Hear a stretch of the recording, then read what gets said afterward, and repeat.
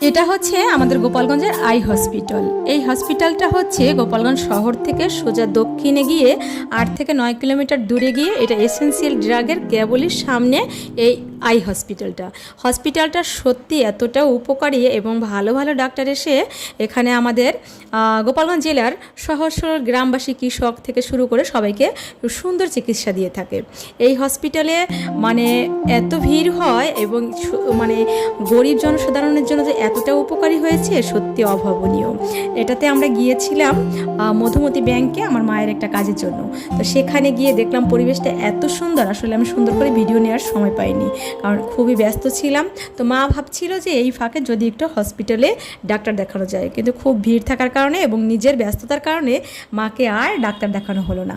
তো দেখো এখানে একটা লাল শাপলা ফুলের পুকুর আছে, ছোট্ট একটা পুষ্করিণীর মতন করেছে।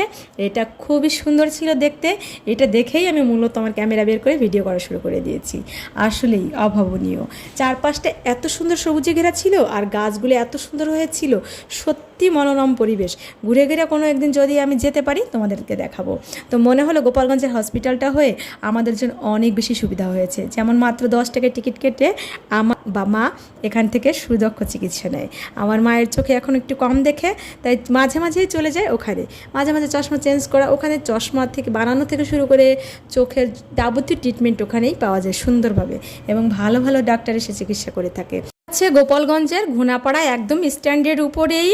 তো আপনারা যারা গোপালগঞ্জের আশেপাশ থেকে ভিডিওটা দেখছেন তারা কিন্তু গোপালগঞ্জের জেলার সবাই এখান থেকে ভালো একটা ট্রিটমেন্ট নিতে পারবেন, ভাবেন ঠিক।